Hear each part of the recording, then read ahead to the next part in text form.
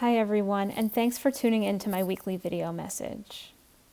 In less than a week, we will begin celebrating Passover. This coming Saturday night and Sunday night, we'll gather around our Seder tables as family and friends and community, and we'll gather in the hope of not only having a great Passover feast and connected time with people we love, but perhaps also with the hope of finding some spiritual nourishment and strength. This year, this nourishment and strength really feel more important than ever. We're celebrating Passover in a time of great uncertainty and upheaval. And many of us are coming to Passover this year feeling heartache and dismay, feeling like we're truly sunk in Egypt. And because of that, it might actually feel very hard to imagine for some of us how we'll feel the sense of celebration or how we'll feel this sense that we're free and that there's real hope for the future. That is why this week I want to again offer some thinking on how we might approach Passover this year, in the hopes that the Seders and the holiday more generally will give us some real spiritual nourishment and strength, and will ignite the spiritual fire that we desperately need for the path ahead. Now, in this regard, I'm thinking about the two central experiences that we're meant to have during the Seder: the experience of the bitterness of slavery and the experience of the sweetness of freedom. Part of our Seder experience is meant to bring us into the hardships that our ancestors experienced in Egypt. We eat maror to remember the bitterness that our ancestors experienced. We eat charoset to remember the mortar that our ancestors were forced to use to make buildings in Egypt. And we tell this story of our degradation and oppression as slaves.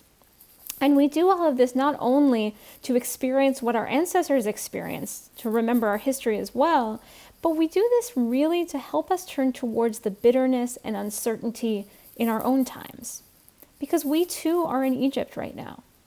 Like our ancestors, we are in a time of great cruelty and injustice and upheaval.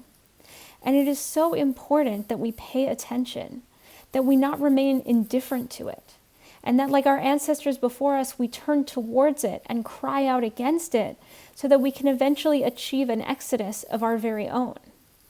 It is so easy to retreat because of how hard things feel right now, and certainly we need to take care of ourselves amidst it all. But if we are ever going to live in a world of freedom and compassion and safety, where we all have what we need to pay attention and turn towards the harm and suffering of this time. But significantly, it is important that we do this with others. Scrolling the news on our phone, watching the news alone at home, this can make us feel really alone. It can feel very overwhelming. But when we can turn towards the harm being done in these times with one another, then perhaps we can feel less alone. And perhaps we can know that we have each other in these times and in the work of change. In this way, it can be a real strengthening and healing experience to turn towards the heartaches of this time when we do it together. But there is another part of the Seder, which is really about tapping into the ever-present possibility of freedom.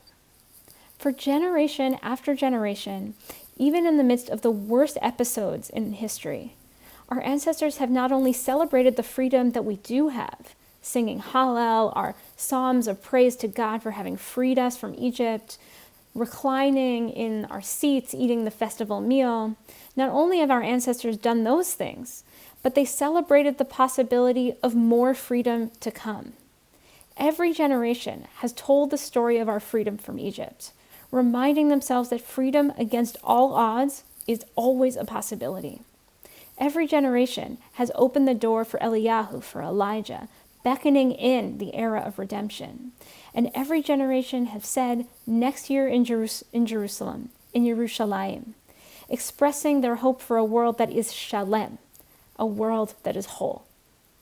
In this way, the Seder really helps us remember every year that no matter how sunk we are in Egypt, no matter how much harm has been done or how deeply entrenched oppression truly is, no matter how far we are getting from a world of compassion, freedom, and justice, that there is always, always the possibility of freedom, always the possibility of a better future, and that we must never give up our hope and our yearning for a new and better world to come into being. In a very different way, this experience too can be healing. This experience of turning towards the possibility of freedom that is ever present can be strengthening and nourishing for our hearts too, and can really ignite a fire under us that we really need.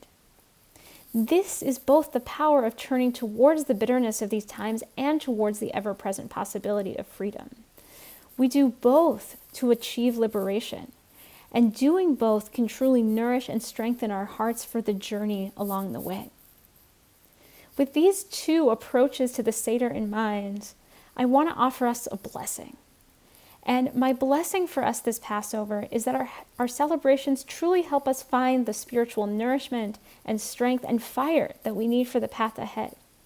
And through this work of our heart and through the work of our hands, may we one day know the sweetness of liberation, just as our ancestors did many thousands of years ago.